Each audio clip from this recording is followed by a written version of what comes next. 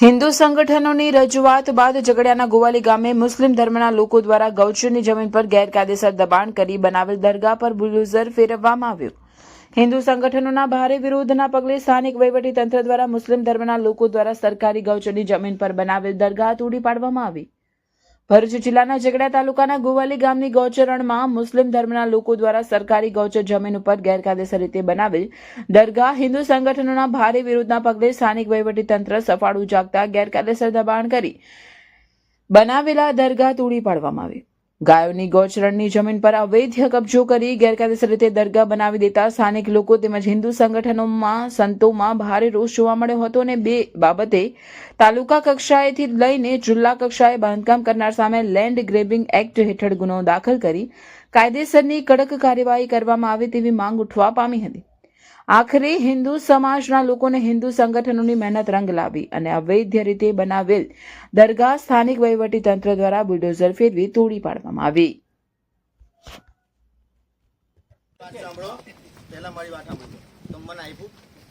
અમારે બચાવ પક્ષ સમય જોવે ને તમને અગાઉ પણ નોટિસ આપી ચૂક્યા છે। અગાઉ નોટિસ તમે હું આપેલી માપણી સંદર્ભે નોટિસ છે બધી, હજુ બી તમે વાંચો આપણું તમને એમાં પણ એવું લખ્યું છે માપણી થયા બને કે હા પણ માપણી તમે કાલે બે ફોટા લઈને ફોટો પાડી ગયા ને સાંજે, કાલે માપણી કરી ને કાલે મને નોટિસ તાત્કાલિક તમે આપી દીધી, આટલી ફાટ એક્શન કોણ લે?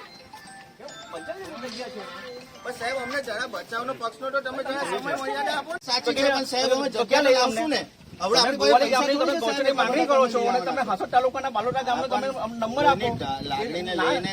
સમજવાનું ને જરા કે ભાઈ જમીન આપતા છે સરકારશ્રીની ગૌચરની જગ્યા બી પૂરતા પ્રમાણમાં રહે, ગૌચર બી જળવાઈ રહી।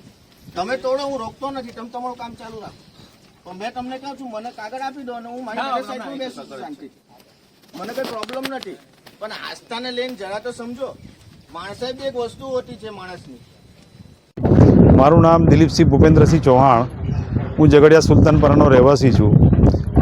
આ દરગાહ પર પંચાયતની સ્થાપના થઈ તે પહેલાંની છે અને હું 1983માં અહીંયા માંડવા હોટલ હતી ભીખાભાઈ સરદારની, એમની સાથે અહીંયા ફૂલ ચડાવવા આવતો હતો એમની સાથે, ત્યારની મને આ જગ્યાની ખબર છે। પહેલાં 3 જ દરગાહ હતી અહીં આગળ, જૂનામાં જૂની ઓટલા જેવું હતું ને એની પર દરગાહ હતી। બાકીની દરગાહો એમણે આ લોકોએ વિરોધ કર્યો કે તો ભાઈને ત્યાર પછી સ્થાપના થઈ એની અને ખરેખર કોઈ પણ પૂર્વ મંજૂરી સિવાય થયેલી, જેથી એને આજે તોડી પાડવામાં આવે છે અને જે કંઈ થયું તે યોગ્ય થયું છે। મારું નામ કેતવભાઈ રાજેશભાઈ દેસાઈ છે, ગોવાલી ગામનો વતની છું।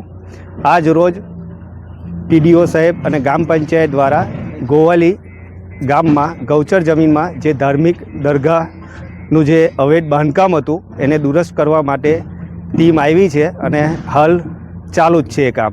અને આની અરજી મેં 2025 માર્ચમાં રૂબરૂ એસપી સાહેબ, કલેક્ટર સાહેબ, પ્રાંત સાહેબને કરી હતી। ત્યાર પછી 8-9 મહિના પછી મેં સ્વાગત પોર્ટલ પર ફરિયાદ નિવારણ કેન્દ્રમાં આની ફરિયાદ કરી હતી। ત્યારબાદ માપણી પછી આજે દુરસ્ત કરવામાં આવે છે, આજે સત્યનો વિજય થયો।